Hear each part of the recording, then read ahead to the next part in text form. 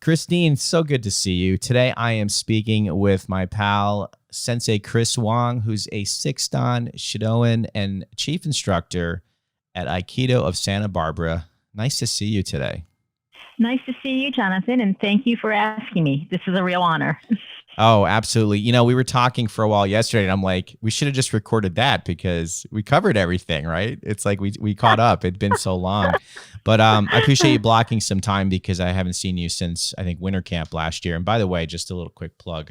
I'm wearing last year's winter camp t-shirt in honor of Penny, who gave this to me. And I just like the color. But you're in California. For those that don't know you, you're in California. You're in a beautiful part of California, Santa Barbara. I love that area. Why don't you talk a little bit about who you are for a second and the fact that you're in California, because that's cool. Well, we're in California. We're in paradise. It is absolutely beautiful today. And if you're going to have to sit out a pandemic, this is a nice place to be, except for the fact that we can't go to the dojo. We can't practice. We can't travel. We can't see our friends. Yeah, so I could totally relate to that. I think, honestly, though, since I started doing these and, speaking to some friends of ours, like it's, we are moving into some different phases. So I feel like the light is starting to come through at the end of the tunnel. Maybe not blaringly so, but like I know some other states already have their dojos open or about to open another week. So to me, that gives me hope. How's your dojo doing? Like, how's everybody? I always like to ask this because, I want to learn something that maybe we're not doing or we can share with other people to kind of get through this difficult time. But how is your dojo doing? What are you guys doing on a weekly basis to stay connected?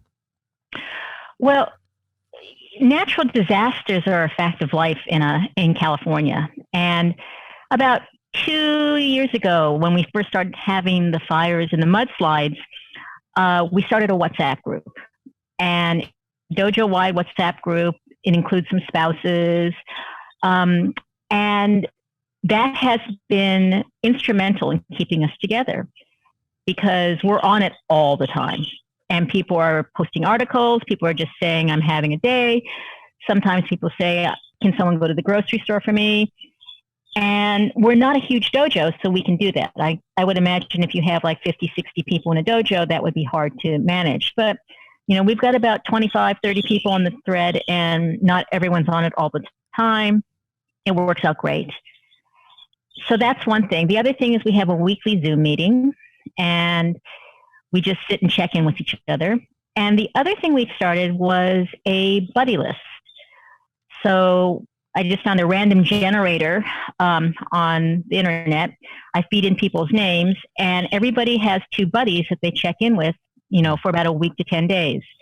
And it really is something like, well, everything okay? Do you need to talk?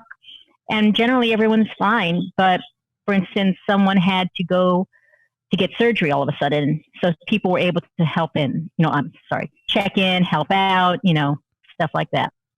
Yeah. So that's what we've been doing. That's really good to hear because what you're touching on to me is what I think a lot of people don't really fully understand. What Aikido is really all about beyond the physical training is that we have this community in our dojo is a family. So that what you're describing to me is how you would help a family member or a close friend, and it extends beyond the mat. So, hats off to you guys for that. I know when we spoke yesterday, you said you had some students coming over and they were jumping in the pool and just trying to keep people, entertained and moving and again, building that community. So that's pretty cool. I just realized that I didn't do this. I apologize because, a lot of people know who you are. You served on the United States Aikido Federation board for many years. You've been in Aikido for a long time, but how do we know each other? So, for those out there, like I always see that smile every time I see you at a major seminar. I see that smile. We get together. You give me a big hug, and you're always just been so supportive of the things that I'm doing, or I should say, beyond Aikido, especially like some things we've done for winter camp with video and photography. So that's how I know you. And I think we were talking that we were trying to figure out which seminar was the first seminar we connected and became friends. And I guess it was winter camp 04 maybe, but I can't remember. I know. Winter camp, it was either winter camp or the Udansha seminar when that first started. Yeah. That's what we decided. Because I remember Walter Van Enck Hmm. would always talk highly about you. And that's how I'm kind of thinking it might have been that. Yeah. Well, yeah, what a great guy he was. I mean, unbelievable. Loved connecting with him in Chicago. By the way, like I was talking to Charlie McGinnis, as you know, and his old location and his current is just enormous. And you've been to both by now, or just the last one? No, just the first one. Yeah, and there's the second one's even bigger, if you could believe that. It's just this amazing, huge map. But that's to talk about Midwest Aikido Center for a second. I got to go to that dojo for the first time in 2004 as a newly promoted Shodan, and then they launched the Yudansha seminar. And if I remember correctly, correct me if I'm right, it was Yamada Sensei taught, and was it Peter Bernath Sensei the first TC Shian he brought, or was it Donovan? Maybe I can't remember. No, I think I don't remember actually. Okay, it was no. The very first one. No. Well, there was the Harvey and Claude one. Okay. Where Claude taught a class of Akoshinage. Yes. And this is when it was a black belt seminar. It might have been 05 or 06 that you're describing. Yeah. Yeah. And then Harvey came out after Claude did the Koshinage seminar, and all of us were kind of bruised and battered and unable to move. Yeah. And the first thing he did was a Koshinage. Yes. Just to mess with us. I love that. Yeah, I'm trying to remember the order because they all eventually came. Were instructing with Yamada Sensei at that seminar. They did 3 years in a row. I went to 04, 05, 06. It was amazing. Even the first one to the last one. I think Clyde Takaguchi taught one as well, if I remember correctly. But that's right. That might have been the first one in 04. But I just think the idea of it, and you're out there training. There's only Hakumas on the mat. It was like the energy level was so high. But back to the physical dojo itself, that was another thing that your jaw kind of drops when you walk into Midwest Aikido Center for the first time. And if I remember correctly, it used to be a grocery store, I think, that they converted into a dojo. So it had a fairly high ceiling, but it was just like this, like a ranch house. There's just like this one floor, massive open area with a huge mat, beautiful woodwork, right? Hardwood floor, woodworking in the counter and the camisa and all that. So that's an amazing dojo itself. So I think that might have been where we first connected. Yeah, that one or winter camp. So what's your memories of Chicago in general, like training over the years? Well, I have a funny story about Chicago, which was when I first started in, I don't know, like the late 80s, or 86 or 87. 85 or 86. That was it. I went to Chicago just to visit some friends, and I went to go practice over at then it was, what was the Midwest Aikido Center? Anyway, I went there, and at that point it was at a different place. I remember you had to walk up some stairs, and then there was a smaller dojo. Right. And I had no idea who Tohei Sensei was. My teacher, Kensho Furuya, had written a note saying, please allow the student, and I was with a couple of other people, to practice. And we went in there, and it was terrifying. Tohei Sensei was such a tough guy. The Aikido was great, but I just remember being terrified.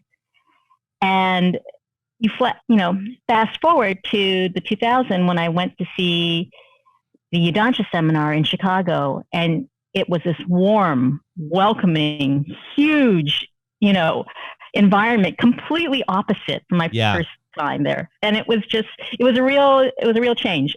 It was great. Yeah, that's awesome. And I've heard stories. I never got the opportunity to train with Akira Tohei Sensei, but I've heard some amazing stories about his Aikido and him as a teacher, quite honestly. Yeah, he was something. Yeah. And another thing that I kind of just thinking about Chicago is I think they were doing Yudansha testing there. So I'm thinking to myself, wow, these first cues get to talk about a very intimidating environment to take a test is that seminar. So you better believe it. They had to look good, and they did. And then the last thing about Chicago I'll share from me is, being in the media world and video and photographies, they always do the picture perfectly. They know what they're doing when it comes to taking a seminar photo.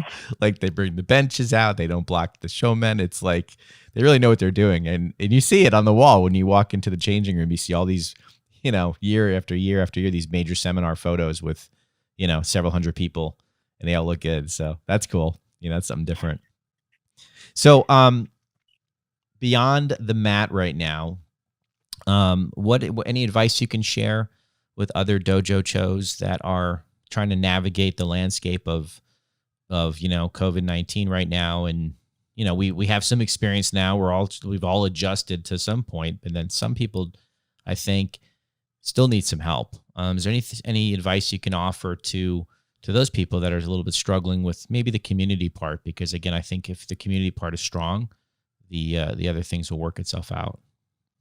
Well, I've actually been in touch with quite a few dojo cho, and keeping the communities together.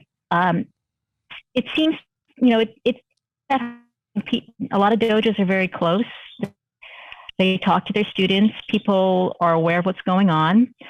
I think the bigger issue facing all of us is what's going to happen if we can reopen. Can we reopen? How will we reopen? Will we have to close again? A lot of dojos are on shoestrings. And when you're able to reopen, let's say like a magic wand happens and you can reopen tomorrow, your students, some who've been out of work, can they afford to pay dues? And what are you going to do about that? And then if they can't pay dues, pay your rent.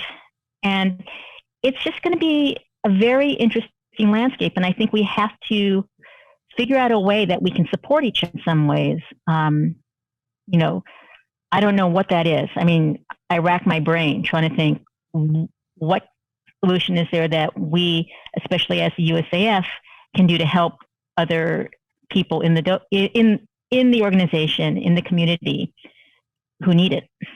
Yeah. I mean, those are excellent points. And I think some things you've touched on too is like, I think we have to embrace the fact that, not to be biased to the USAF because we're both members in the USAF, our dojos are dojo members of the USAF, but it's a very, very strong, dynamic, organization when it comes to, the Aikido landscape. And I mean, we're the only organizational member of the IAF for the U.S. As you know, IAF only takes one per country as of right now.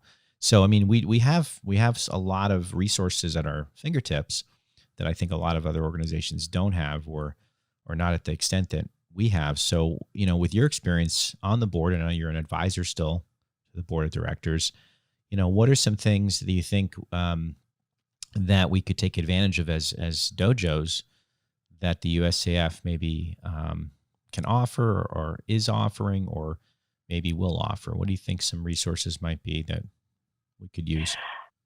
I think there's so many plans being talked about, and as a matter of fact, there's going to be sort of a informal and impromptu board meeting in the next couple of days, and I think more will come out of that. So I don't feel completely equipped to talk about that right now. Sure. The most you can do right now is really just listen and try to figure out where the needs are and what people need. And it differs because everyone's opening up in different places at different times, at different speeds. Some people can't open up. I mean, we can't open up technically, and we probably won't be able to officially open up for at least another 2 months. Some places can open up now. So it's kind of trying to figure out what people need. And by the way, I think what a lot of people are going to need is sort of financial support. Yeah. So, we can be looking into something like a donation program so people can donate so that dojos can be helped, that need it. Yeah, that's a great point. I was talking to, I think, Reuven on the first one. I don't know if you know Reuven Learoff in Florida, but I do. He's a wonderful guy. His he's a wife is buddy. better. She is. He calls her wife Sensei. So funny. She's awesome. Yeah, we hosted him last year, where he had me in his dojo first earlier in the year, and got to know Teresa a little bit, and yeah, they're just awesome people. Really love his energy and what he puts into his Aikido and his dojo. Quite honestly, Yes. we share a lot of ideas back and forth. But we were talking about like it, kind of starting from the top and trickling down in terms of your leadership, and I think, when we're talking about a pandemic like this and we're talking about health, I think it's easy because there's a lot of people that they don't necessarily like traditional exercise. Like I have a new black belt that hates the gym. He does Aikido for his exercise, and I applaud him, right? But guess what? If you can't do Aikido right now in the traditional sense with a partner in the dojo, how are you going to maintain your fitness level? So, is that important to you guys in your dojo and your instructors? Are you guys trying to stay active so we don't lose everything? Oh, come on. We're had? in California. We're all beautiful. We're all healthy. California aside, yeah. I think we've more on online classes in a second. Yeah. Everyone in the dojo is usually doing something else. They're hiking, right. They're swimming, they're biking. In California, we're blessed with great weather, so we can do that. We also have a lot of space, so we can do that and be, socially distant. So, the level of fitness isn't quite the same. I'm sure when we get on the mat and try to do something, we're all going to walk off thinking about muscles we never knew we had. Sure. But in the meantime, I think keeping up the aerobic capacity has not been as difficult as for some people, Sure. who are in different areas and have different concerns. The online classes, I'm going to give a shout out to Arturo Peel. He's a former student, and now he's the chief instructor over at Aikido New Orleans. Yeah. And he's been doing great kids classes. He was the head of our kids program. He is a genuine kid whisperer. And we've been having these combined kids classes, and the kids are thrilled because now they have a whole group of friends over in New Orleans. And the only problem is that he starts at 8 a.m. our time, and that doesn't work for some of the kids. But he's also been doing some of the online, he's done a couple of online classes for us, and they've been really good. See, the problem is that with online classes, you don't get to throw somebody. You don't right. get to touch anybody. It's not nearly, we lose what we love about Aikido, which Sure. is the connection. Yeah. That's awesome. I didn't know that about Arturo. I see him online. I think we just kind of connected really for the first time at winter camp, but I didn't know his history with you. And I love what he's doing. I see his posts, great attitude, love his energy. That's awesome. Very, very cool. Yeah, he is truly, he's I'm still resenting New Orleans as we speak. That's awesome. We want him back. That's awesome. Yeah. We were typically 4 to 5 days of training a week. In different capacities, 4 major classes, and then an extra class here and there.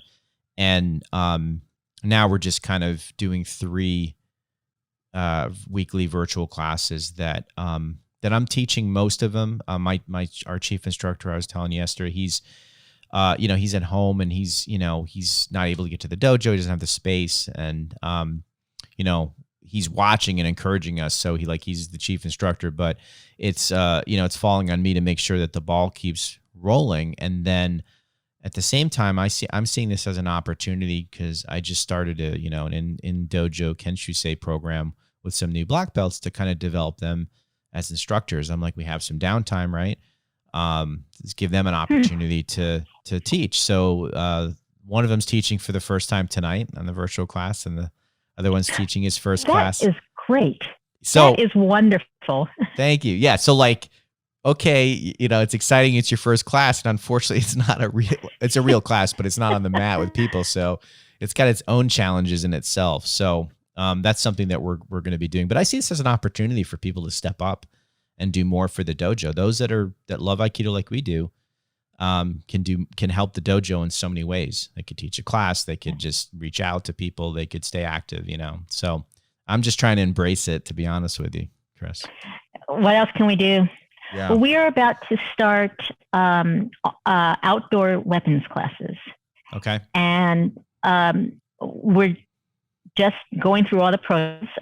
Charlie McGinnis, our pal, sent me a whole bunch of things like releases and their list of sterilizations and all this stuff.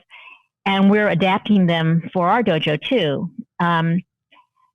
And the plan is to have maximum 5 people and an instructor in the parking lot. Everyone will be at least 6 feet apart, and it's solo weapons work. And let's just see how it goes. I mean, it's just really a way to, keep the skills a little sharp, and also to let everyone see each other in a non-Zoom way. Yeah, from your from your bedroom. Exactly. Yeah, that's funny you say that. We're like a month away from that happening, and we're actually making plans to do some new weapons training. Where I think I saw maybe Glenn Brooks doing this, but they were doing basically subori into tires. So I have one of my students, building those, those cutting stations, if you will, so that people can maintain social distance and practice. When it's beyond just katas and tai sabaki. But that's awesome. That's very, very cool. I did I did a virtual class last Saturday, and this was like an experiment. It's like I opened it up to some other dojos, and I sent a big email out, and it was so nice. I saw people that I had never met on there came on. That is wonderful. I saw, again. Yeah. And again, I wasn't like, I'm not this marquee seminar teacher, as you know, neither of us are, but I was like, you know what? I know some teachers are still don't want to do it, or they're not comfortable doing it. They feel they're technically intimidated, whatever the case may be. And we sent it out, and I had a couple people from Toronto on. I had a Shihan on from Florida. It was just cool. And they're all emailing me, say, can you send us what you did? And can you send this? And anyway, it was just really positive. I want to share that with you because I'm going to do another one, I think, in June, one more time, and just to get people please together. Tell us, and we can get some of the people from the dojo here. Yeah. Now, just a quick technical thing. The sun is starting to come in, so I might be just shifting a little bit, so I'm not getting blinded by the sun. Oh no, you're fine. We're pretty much we're wrapping up here, but you were awesome to chat with today. And I mean, is there anything else you want to share with anybody that's on your mind right now in regards to Aikido or anything? I think let's all keep Yamada Sensei in our hearts right now. Yeah. Because this is someone who has spent the last over 60 years of his life doing this art that he loves. And the way he made it popular was by going out, doing seminars, meeting people, bringing us all together. And now he's stuck in his apartment. It's driving him crazy. So let's just send him some positive vibes, I guess. I'm so glad you said that. And we were talking yesterday for a while, and I shared some stories with you, and you shared some stories with me. Share one fond, unique memory with Yamada Sensei, whether it was traveling overseas with him or something that comes to mind, like a time you guys had with other people. Like, is there anything specific you want to share? Because I got one I'll share. Well, you share first because I'll have to think of it. There are quite a few. I'm sure. And you could even talk about Australia, right? Didn't you just go to Australia with George last year? Yes, with George and Charlie, and we just went. Yeah. No, mine wasn't. This is just an echo of 20 years of seeing Yamada Sensei, is that even, years 10 through 15 and 15, he's so good with faces and names. Like, it's just amazes me the impact he's had in Aikido. And he knows, if he sees you a lot, he just remembers, he knows you. That's just impressive, because I'll go to a business networking meeting and someone will introduce me to somebody, and 5 minutes later, I can't remember their name. I don't know what's like. He's just so good at that. But there was a time we were at a Cincinnati seminar, and he was teaching, and it was like the Friday night or Saturday night. party. Can't remember which night. And our dojo's sitting there. There's like 8 of us sitting there. And he comes over and he sits down next to me. And I mean, I might have been like a third kyu. I don't even know. And I was, as you know me, like I was a big boy. And I'm eating sushi. I was at the table. And he looks over at me and he goes like this. He goes, "Too much. Eat less." Right? You can see him doing that. And I just loved every minute of it, So he was just, that was Yamada Sensei in Cincinnati. That's a great story. I'm trying to think of a story, and there are so many. Rather than that, I'm just going to say the one thing about Yamada Sensei that I think is so amazing is his ability to bring people together. Yeah. And I would say some of my best friends in Europe, Michelle Rigaud Phelan, I met because of Yamada Sensei. And he's managed to bring together different people, different places that we come together, and all these differences, they just melt away. We're just friends. We're on the mat. We're practicing, and we're experiencing the joy that this, I think, is the reason we're all doing Aikido. So rather than say, "Oh God, a specific story," because it might be embarrassing to some, I don't know. I have to think. It's very obvious. I really appreciate. Yeah, he's impacted so many people, and I know he's impacted you. And I think you just kind of, to those out there that have no idea what Aikido is or what we experience, you just summed it up pretty simply, is that this is a guy that spent his lifetime and over 50 years in the U.S. bringing people together of different backgrounds, different religious beliefs, different political views, and it all melts away. It doesn't matter. It has no place on the mat. On the mat, it's just becoming, friends and training and just laughing and having a good time. So he's done that very successfully. And I'll always remember that impact he's had on us as well. But yeah, thank you so much, Chris, for coming on today and sharing. Thank you, Jonathan. Thank you for doing this. Yeah, it's fun. I miss California. I got to get out and see you because I love California. It's been a while. Come on out, and you can come and go swimming, but we do have a spreadsheet so people can sign up for times. I love it. That's perfect. I will sign up. I'll move people for you. That's awesome. Always a pleasure. Great to chat with you. Thanks for the friendship over the years, everything you've done for Aikido and the USAF and your dojo. You've been a true ambassador as well.